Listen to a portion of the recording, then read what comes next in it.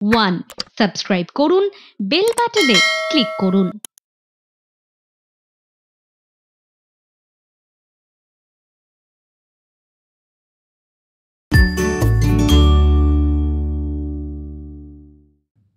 নমস্কার, কথা ও কবিতায় আপনাদের স্বাগত। মঙ্গলবারের একটা দুর্দান্ত সন্ধ্যা আমরা কাটাবো, আর আমাদের সঙ্গে সন্ধ্যা কাটানো মানে একজন নতুন অতিথি বন্ধু, বিশেষ বন্ধু।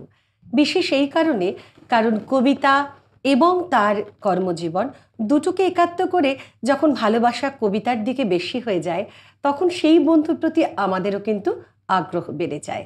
আমাদের সঙ্গে আজকে স্টুডিওতে রয়েছেন ডক্টর শ্রুতি মুখার্জি। নমস্কার, আপনাকে স্বাগত আমাদের আজকের এই কবিতার দুনিয়ায় এবং কথা ও কবিতার আড্ডায়।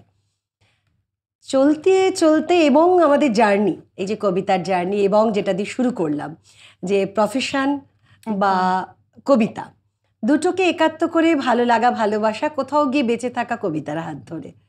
এই কবিতায় ভালোবাসাটা কিভাবে শুরু হলো, একদম শুরুটা? শুরু বলতে আমি মফস্বলের মেয়ে, তো ছোটোবেলা থেকেই নানান রকম প্রোগ্রাম কম্পিটিশনে পার্টিসিপেট করতাম। নাচ, গান, আবৃত্তি, ছবি আঁকা সব কিছুই করতাম আর কি ছোটো থেকে। বাড়ি থেকেও একটা উৎসাহ ছিল প্রচুর। প্রথমত আমার মায়ের উৎসাহ ছিল চরম। তো একদম ছোটো 3.5-4 বছর বয়সে আমি প্রথম সৎপাত্র করেছিলাম। তো এরকম ছোটোবেলা থেকে পড়াশোনার পাশাপাশি নানান রকম অ্যাক্টিভিটি চলতোই।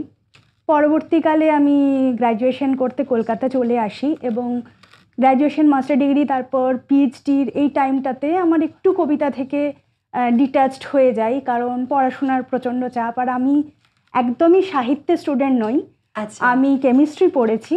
আর যেহেতু বিজ্ঞান আর সাহিত্য একদম একটু আলাদা, ফলে আমি লিটারেচারের স্টুডেন্ট না হওয়া সত্ত্বেও কবিতার প্রতি যে একটা আলাদা ভালো লাগা, সেটা ছোটবেলা থেকেই তৈরি হয়। সেই মিথটা তৈরি হয়ে গিয়েছিল। হ্যাঁ, বন্ধুত্বটা হয়ে গিয়েছিল। একদম বন্ধুত্বটা বন্ধুত্ব হয়ে গেলে কোথাও গিয়ে বিচ্ছিন্ন হলেও সেটা আবার সেটা অবশ্যই ফিরে আসে। তো চর্চাটা একটু কমে গেলেও সেই সময় কি হয়েছে, নানান প্রোগ্রাম বা কলেজে, ইউনিভার্সিটিতে করেছি, কিন্তু তার অল্প বিস্তর যোগাযোগ ছিল। তারপরে আমি যখন চাকরিতে জয়েন করলাম, আমি কেন্দ্রীয় সরকারের কাস্টমসে চাকরি করি, ওই কেমিস্ট্রি ডিপার্টমেন্টেই। তো তারপরে ভাবলাম একেবারে আলাদা একটা বিষয়, একদম আলাদা বিষয়। তো সেই গল্পটা আমরা পরে আবার শুনবো। হ্যাঁ, নিশ্চয়ই। এখন কি শোনাবেন আমাদের? আমি শোনাবো রবি ঠাকুরের কৃপণ। আমি ভিক্ষা করে ফিরতেছিলাম গ্রামের পথে পথে, তুমি তখন চলেছিলে তোমার স্বর্ণরথে। অপূর্ব এক স্বপ্ন সম লাগতেছিল চক্ষে মম। কি বিচিত্র শোভা তোমার, কি বিচিত্র সাজ। আমি মনে ভাবতেছিলাম, এ কোন মহারাজ। আজি শুভক্ষণে রাত পোহালো, ভেবেছিলেম তবে আজ আমারে দ্বারে দ্বারে ফিরতে নাহি হবে। বাহির হতে নাহি হতে কাহার দেখা পেলেম পথে। ফেলিতে রথ ধনধান্য ছড়াবে দুই ধারে। মুঠা মুঠা কুড়িয়ে নেব ভারে ভারে। দেখি সহসা রথ থেমে গেল আমার কাছে এসে। আমার মুখ পানে চেয়ে নামলে তুমি হেসে। দেখে মুখের প্রসন্নতা জুড়িয়ে গেল সকল ব্যথা। হেনকালে কিসেরে লাগি তুমি অকস্মাৎ। আমায় কিছু দাও গো বলে বাড়িয়ে দিলে হাত। মরিয়ে কি কথা রাজাধিরাজ, আমায় দাও গো কিছু।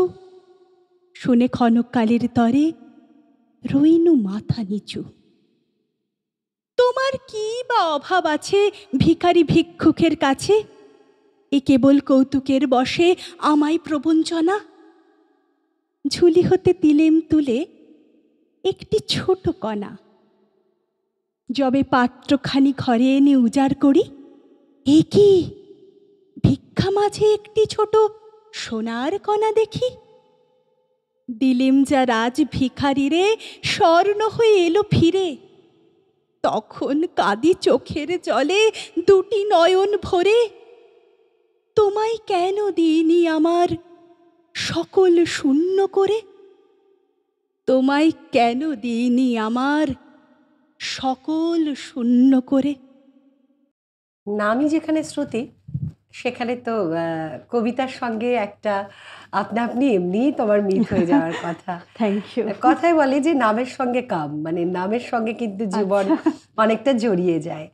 তো কর্মজীবনে কতটা কবিতা প্রভাব পড়েছে, মানে ভালোবাসা হয় না কিছু কিছু প্রফেশনে কবিতা, দেখবে আমরা হয় না স্কুল ছোটবেলাতেও যে টিচার একটু সংস্কৃতি মনোভাবাপন্ন, একটু গান কবিতা নাচ এইসবের দিকে ঝোঁক ছিল আমাদের, আমরাও কিন্তু সেই টিচারের দিকেই ঝুঁকে যেতাম। তো তোমার প্রফেশনে এইরকম ভালো লাগা বা ভালোবাসা তৈরি হয়েছে? আমার প্রফেশনে আমি যখন প্রথম কাস্টম হাউস জয়েন করলাম কলকাতায়, তো ওখানে গিয়ে দেখতে পেলাম যে কবিতার একটা চর্চা কিন্তু ওখানে রয়েছে। মানে কবিতার চর্চা জেনারেলি সব জায়গায় থাকে না, গান হয়, নাচ হয়, নানান রকম অকেশনে হয়। প্রথম আমি ওখানে গিয়ে জয়েন করার 2 মাসের মধ্যেই হঠাৎ রবীন্দ্র জয়ন্তীর প্রোগ্রাম, এবং যথেষ্ট মানে লোকজন মানে ইন্থু নিয়ে কাজ করছে আর কি, এবং আমিও সেটার মধ্যে জড়িয়ে পড়লাম। নানান কবিতা কম্পিটিশন ওখানে চলতেই থাকে। তবে এখন ইদানিংকালে আমাদের ডিপার্টমেন্টে একটু বাঙালির সংখ্যা কম, তো বাংলার কবিতা একটু কম শোনে। যদিও এবছর আমরা রবীন্দ্র জয়ন্তী ডিপার্টমেন্টে পালন করেছি, যারা নন বেঙ্গলি ছিল তারাও সেখানে পার্টিসিপেট করেছে, বার্তা দেয় আমাদের, এবং অনেক কিছু গীতাঞ্জলির বেশ কয়েকটি কবিতার অনুবাদ আমরা সেখানে উপস্থাপিত করতে পেরেছি। ইংলিশেও করা যেতে পারে, সেটাই বলছি, অনুবাদ উপস্থাপিত করেছি। তো সবাই তারা বুঝতে পেরেছেন এবং তাদের খুব ভালোও লেগেছে সেটা। যাক, এইরকম ভালো লাগাগুলো নিয়ে আমাদের তো চলতে হবে, আমরা থেমে যেতেও চাই না। কবিতার পথ ধরে কবিতার পথে এগিয়ে যেতে চাইছি। আর এগিয়ে যেতে গিয়ে এবারে আমাদের তোমার ঝুলি থেকে কি শোনাবে বলো? আচ্ছা, আমি জয় গোস্বামীর মেঘ বলতে আপত্তি কি কবিতাটি শোনাচ্ছি। মেঘ বলতে আপত্তি কি? বেশ, বলতে পারি। ছাদের উপর মেঘ দাঁড়াতো, ফুল পিসিমার বাড়ি। গ্রীষ্ম ছুটি চলছে তখন, তখন মানে কবে? আমার যদি 14, মেঘের 16-17 হবে। ছাদ থেকে হাত ছানি দিত, ক্যারাম খেলবি আয়। সারা দুপুর কাহা তো কার ক্যারাম খেলা যায়। এই জন্যেই জোচ্চুরি হয়। হ্যাঁ, জোচ্চুরি হতো। আমার যদি 14, মেঘের 15-16 মতো। ঘুরিয়ে দিতে জানতো খেলা, শক্ত ঘুটি ফেলে জায়গা মতো সরিয়ে দিত আঙুল দিয়ে ঠেলে।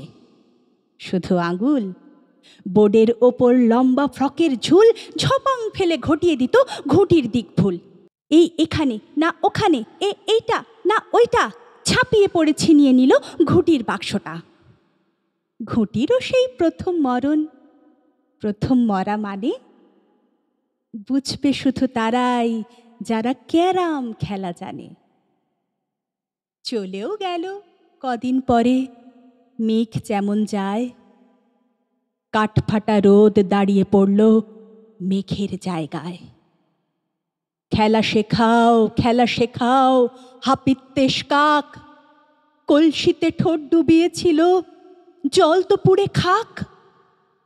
খাক হওয়া সেই কলসি আবার পরের বছর জলে ভরল কেমন তোমায়?